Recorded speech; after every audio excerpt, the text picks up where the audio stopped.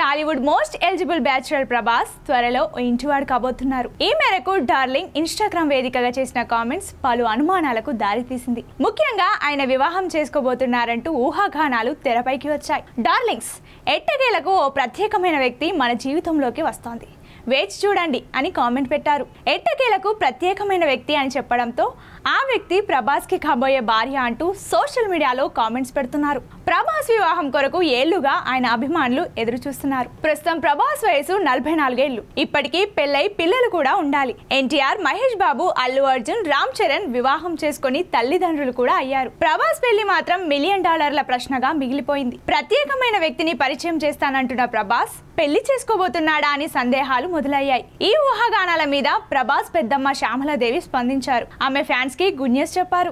Darling పెళ్లి ఎప్పుడు, అమ్మాయి ఎవరు అని యాంకర్ శ్యామలాదేవిని అడిగారు. ఆ విషయాలు చెప్పను, కానీ త్వరలో గుడ్ న్యూస్ వింటారు. ఈ ఏడాదే ప్రభాస్ వివాహం ఉంటుంది. పైన ఉన్న కృష్ణంరాజు ఆశీస్సులు ఎప్పుడూ ప్రభాస్ కి ఉంటాయని చెప్పింది. ఆయన మమ్మల్ని ముందుకు నడిపిస్తాడు. ఆయన ప్రభాస్ ని ఓ ఇంటివాడిని చేయబోతున్నాడు అని శ్యామలాదేవి అన్నారు.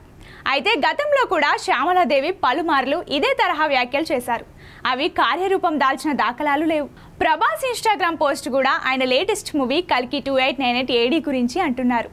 ఆ చిత్ర ప్రమోషన్స్ లో భాగంగా ప్రభాస్ సదరు కామెంట్ చేశాడన్న వాదన వినిపిస్తోంది.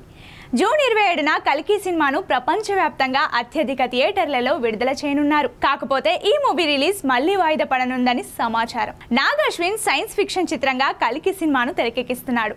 దీపికా పదుకొన్, కమల్ హాసన్, అమితాబ్, దిశా పటాని వంటి స్టార్ కాస్ట్ నటిస్తున్నారు.